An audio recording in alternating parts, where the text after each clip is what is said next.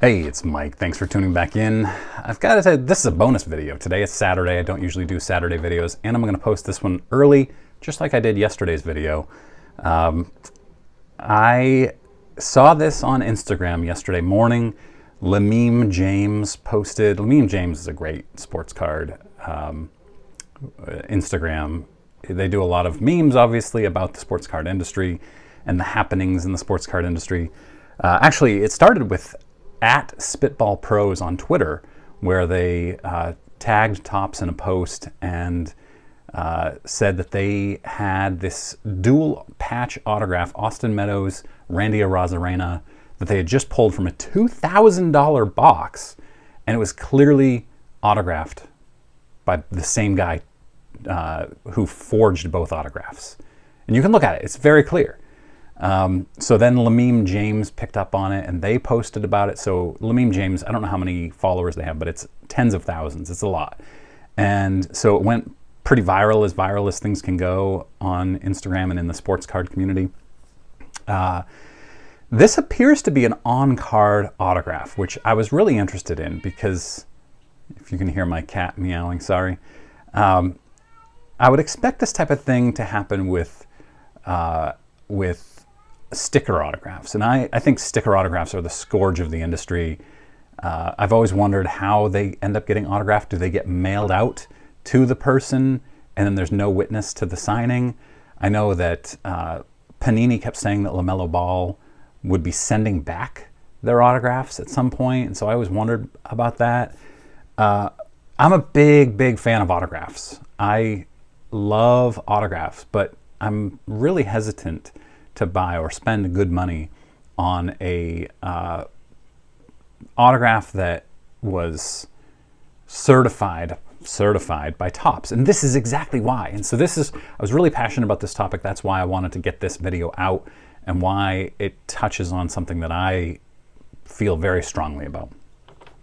So this card is numbered to 35, so there in theory are only 35 of them. We'll get to that in a little bit.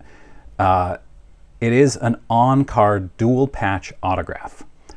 Clearly fake, clearly signed by the same person. And Lamim James put up autographs, examples of autographs that are certified by both of these guys, or that are authenticated by PSA or Beckett, which are the two best authenticators for autographs.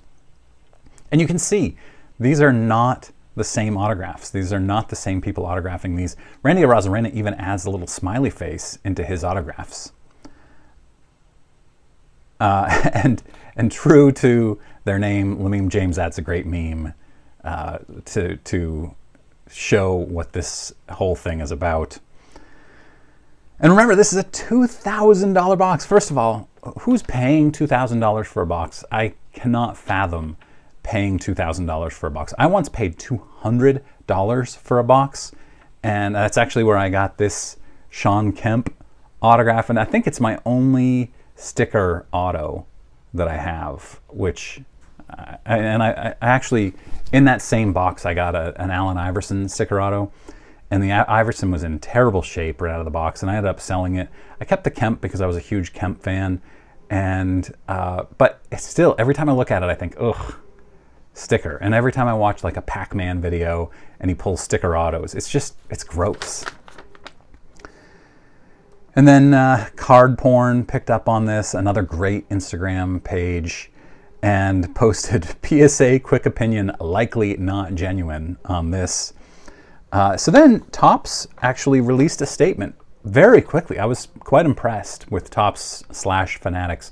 And I'm also interested to see that Fanatics is already signing their name or putting their logo on Topps negative press. So interesting. And one more thing before I get to the Topps letter. All of these cards, all of the Topps autographs that are pack pulled say, the signing of all Topps autographs is witnessed by Topps representatives to guarantee authenticity. So I've got a lot of questions about that. And the Topps letter makes mention of something. They write, "We believe the autographs are not of the players pictured." So they're confirming. They have confirmed that somebody else signed these cards, or yeah, all of these cards. They write, a full replacement box and a replacement card of equal value are being sent or will be sent to anybody who received these cards and reaches out to them.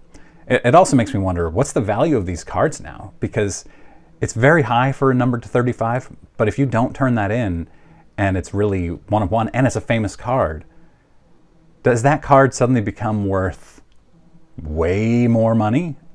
I'm very curious about this. I think somebody will follow up on this in, say, a year and find out. It's kind of like the Frank Thomas no name on front becomes extraordinarily rare and famous and in demand. They also mentioned that there were fewer than 50 cards. Now, we know that it's numbered to 35, and they didn't specifically say 35, which makes me think that they are producing more than the 35 in case of problems with the cards. And this I think would be completely normal and expected.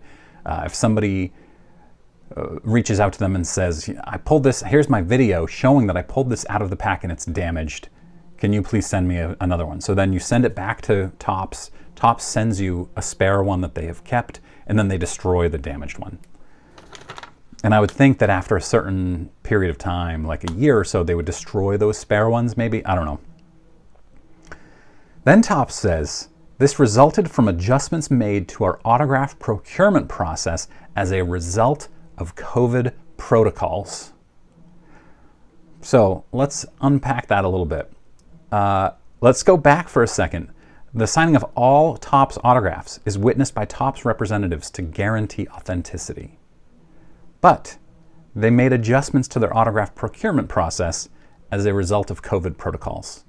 When did they make those adjustments? It couldn't have been this year because they would have made COVID adjustments in 2020, but that was still on 2021 cards that I could find. I didn't look very hard at 2022. I'm sure it's still on the 2022 cards. So they are clearly not having players sign their autographs in the presence of Topps representatives anymore, and haven't probably for 2 years at least. So how do they do them? Do they just mail them out to these players and ask them to send them back? Sign them and send them back with no proof? I would think at the very least you would have somebody film them signing a couple of them, at least. It just seems insanity to me. So then Topps continues, we are further strengthening our QC processes. I want to know how. How are they strengthening these processes? It's strange to me that they would say we're strengthening them. I work in corporate America, and anytime something like this, obviously I don't deal with baseball cards at work, but if something like this were to happen and it was a clear quality control issue, I would be tasked with coming up with how did this happen and how will we prevent it from happening again in the future. And I would have to lay that out. And ultimately, I believe we would explain that to customers. The company I work for would tell customers, here's what happened, and here's how we're going to make sure this isn't going to happen again. It's pretty basic public relations to me. It's basic cover your butt to make sure customers trust you. You have to build that trust. And then when something like this happens, you have to rebuild the trust. And it's hard to rebuild the trust without understanding what you're doing. It's actually a little reminiscent of last year. 2021 Topps had a couple of different autograph scandals, and this is what I'm talking about with modern autographs. I'm really hesitant. I wouldn't pay. You saw yesterday in my video, I paid like $10 for this Carlton Fisk autograph on a 2021 Topps. This is this is 2022. Holy cow. Let's open this up and see what it says. That makes sense because it's 35th anniversary of the 1977. So this says, the signing of all autographs is witnessed by a Topps representative to guarantee authenticity. Boom. So they're lying on their cards. This is a flat out lie by Topps.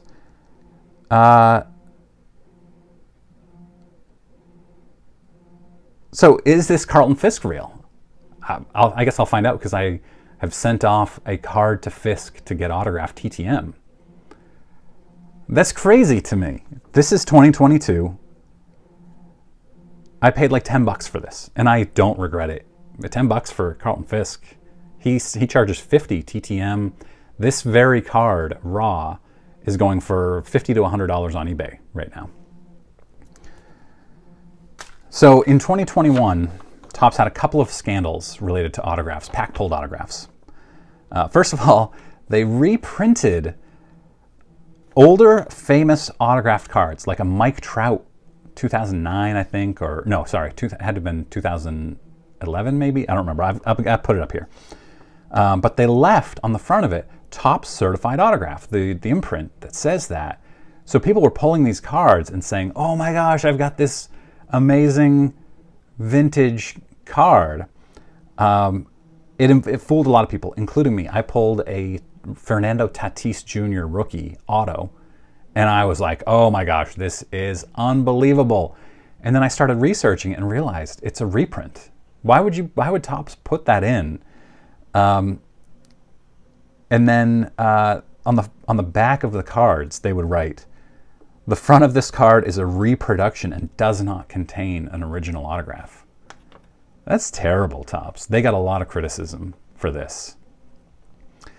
And then, again, 2021, they added Topps certified autograph to the front of cards that weren't autographed, that weren't intended to be autographed, and the players weren't on the list of the checklist of autographed players.